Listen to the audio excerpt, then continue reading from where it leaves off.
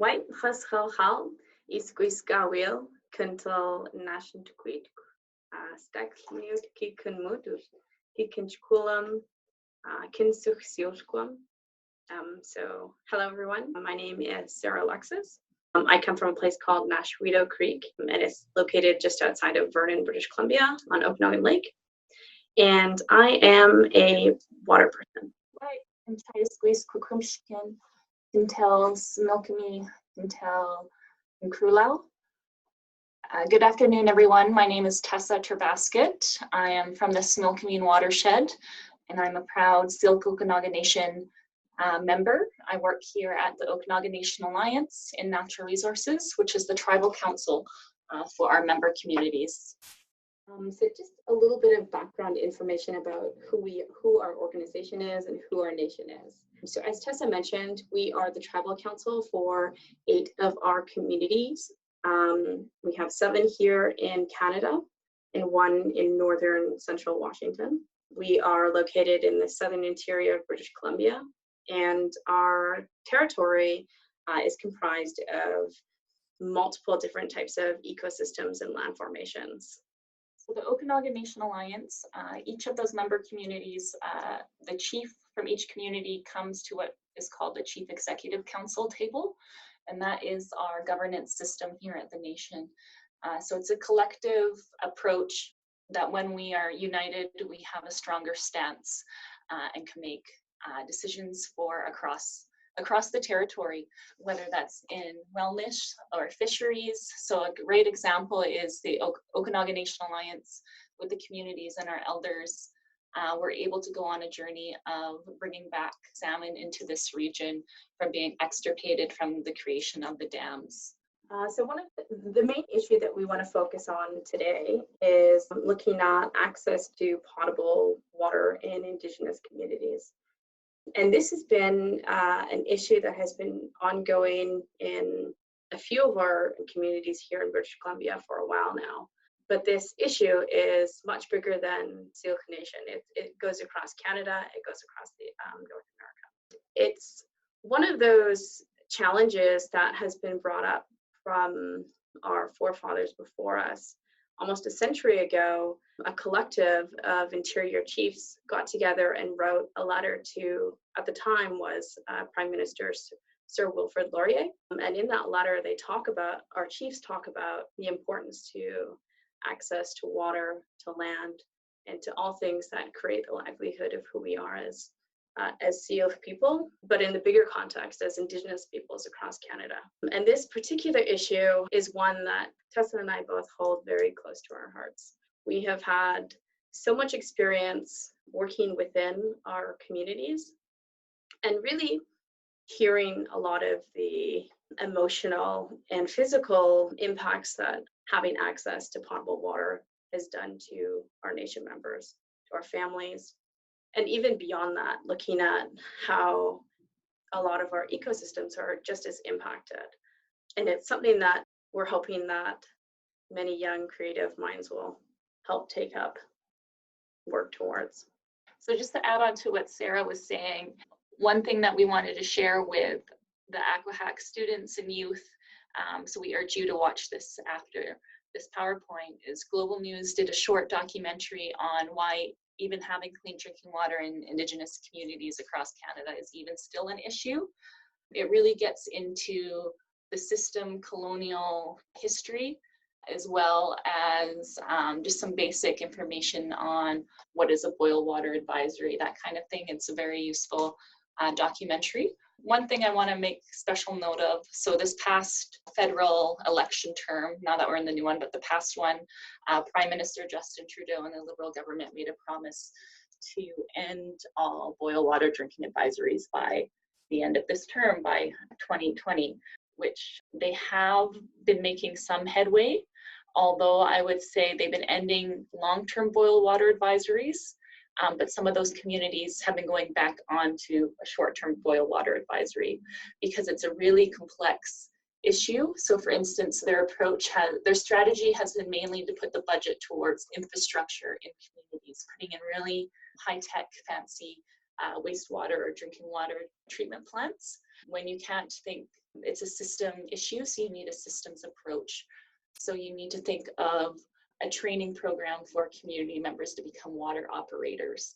And there's also some issues within communities of having the capacity to do this, as well as it's not, as I was saying earlier, it's not each community is unique. We all get our drinking water from different sources. So for instance, some communities you have well drinking water that's not treated, that goes to the tap. Some comes from streams or lakes, which face different contamination issues. So we really need to be careful moving forward with this issue, because you can't take this pan-indigenous approach to fix water issues. Each community is different and has different needs of how the issue is going to be solved. So really encouraging that the process is to fix the Canada-wide problem, always encouraging the government that it needs to be First Nation-led approaches. So I just wanted to give kind of a brief glimpse into a case study of my own community. So we've been facing water quality issues on and off for a number of years, but most recently we've been on a boil water advisory on like the north part of our reserve, and it's created a lot of emotional, again, it created a lot of emotional impacts to my own community, specifically thinking about, as Tessa mentioned earlier, these changes, these impacts that happen to the water isn't necessarily addressed and completed overnight. It's something that's ongoing, consistent, and again, it's very much based on a lot of different layers of issues that are very complex and very dynamic. So some of the big issues that we're facing in my community include struggles with updating our infrastructure. So half of our community has very updated, modernized systems, while the other half don't. It's also, it's created this kind of environment where managing water becomes a little much more complex, because you have these very different dated systems which don't necessarily reflect the real-time impacts that are happening to our community members, to the environment, to all of these other little areas that kind of weave into this particular issue. Not to mention this particular case study, I think it highlights that real strong, ambiguous kind of political landscape that happens around water, specifically in Okanagan here. Thinking more broadly, in a lot of Indigenous communities, we get kind of these jurisdiction battles between the federal government versus the municipal government. And it's something that's never really quite addressed, and it's never really fully untethered, if I could say that. And then one other thing I really want to talk about in this particular case study is that in the experiences that we've done working within our own communities and working with the nation, we've heard a lot of very strong stories about how our own elders, our own fluent speakers, our own lands people, how they have seen and witnessed really traumatically and drastically huge impacts to water. So a good example of this is how we've heard a story about one of our mentors talks about how he used to go out to the lake and he could see all the way down to the bottom, and now you can't really see them. But then the other thing he also mentioned was that when he was young, when he was growing up, he was able to take water directly from the lake or take it directly from some of our creeks and tributaries and drink that water in its entirety as it was. There was no need for any of this monitoring. There was no need for cleaning it, however. And so this is a very short time period where we've seen incredible changes in water quality and quantity, and especially in access as well. Just to add to that too, for the students who aren't from the Okanagan, so Okanagan Indian Band is at the head of Okanagan Lake, so very close to the town of Vernon and city of Kelowna. So not rural, in any instance. So just some key takeaways that we want to share. Sometimes we hear in Canada, it's like a myth that this is a rural or northern issue only. So we're in very southern Canada, very urbanized, and our communities are still facing drinking water issues, as well as we have this in Canada as well, but especially in the Okanagan, where we live in a semi-arid desert with high biodiversity. There's just this myth of water abundance here. Our watershed it's a controlled watershed, so there's reservoirs and dams. So Okanagan Lake and Skaha Lake, to the human eye, you never see them go down. Even in the hottest drought, there's water there. So people just assume that we have all this water and they take it for granted. Not to mention that this is a fundamental human right, is to have access to drinking water, to bathing water.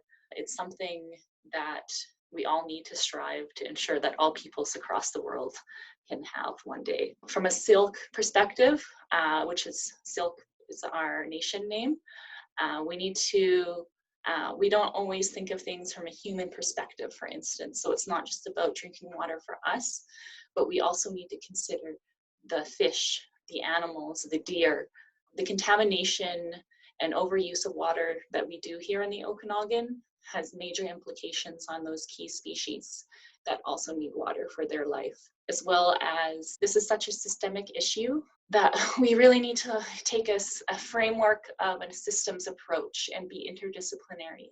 So how can engineers work with health scientists or cultural people? You need to take in social aspects as well as the environment itself.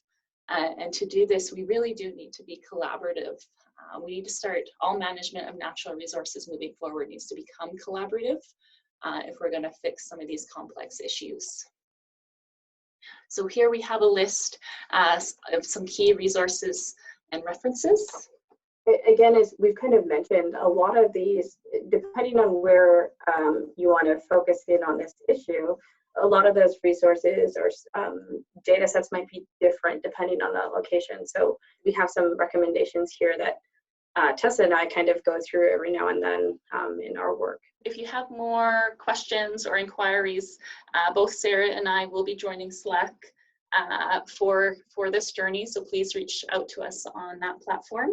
And we also would like to thank AquaHacking for inviting the nation to participate in this exciting competition for water. But we also want to thank the funders and the host OBWB for bringing this challenge to the Okanagan, where we face so many water issues and there's such a need to raise awareness here. So Limlimt. Yes, and we want to thank all of you for listening to our presentation and hopefully creating amazing change.